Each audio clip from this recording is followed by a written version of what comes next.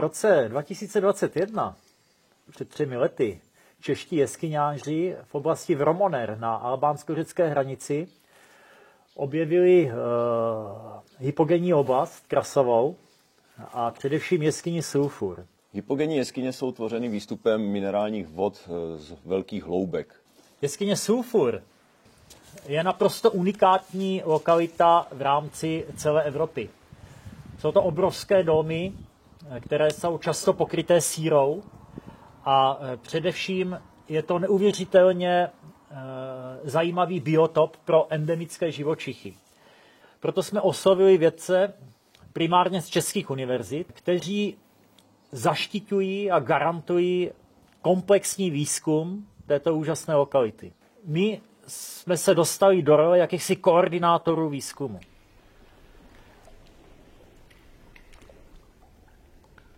Nyní bychom vám rádi představili tým, který by se měl dále zabývat výzkumem prakticky celé této oblasti. Prvním členem tohoto týmu, hydrogeolog, je doktor Jiří Brudhans z Karlovy univerzity. To je možná ta síra, nebo těžko říct, co? No to je teda boží.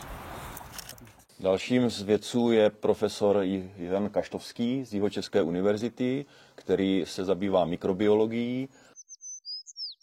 Další člen týmu, to je Ríša Bouda, velice významný spoluobjevitel jeskyní na Stolových horách, Venezueli, speleolog, fotograf, filmař. Je to specialista na mapování jeskyní také.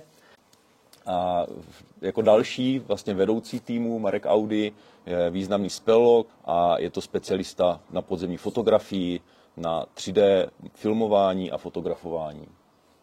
No a neměli bychom zapomenout taky na Hanu Belšíkovou, šikovnou speleoložku, především terénní pracovnici a výtvarnici. Dalším je Martin Bartošek, jakožto zkušený potapěč, speleopotapěč, který je součástí našeho týmu.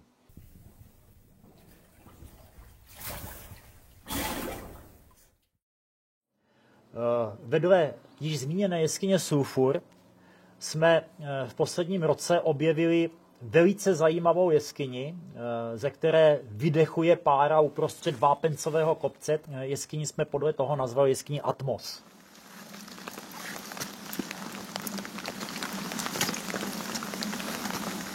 V každé té vrstvě je vždycky hrubá, pak jemná, hrubá, jemná, pořád se to střídá. Je to nepropustný a uhlovodíky se pod tím držej a migrujou do jednoho jediného místa, kde můžou nahoru, a to je tenhle ten hřbet.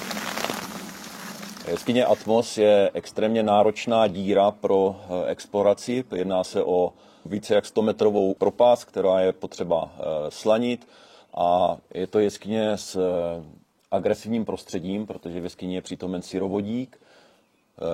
Jeho přítomnost detekujeme detektorem plynu. Na dně této jeskyně je gigantické jezero, o kterém předpokládáme, že se jedná o největší podzemní termální jezero na světě.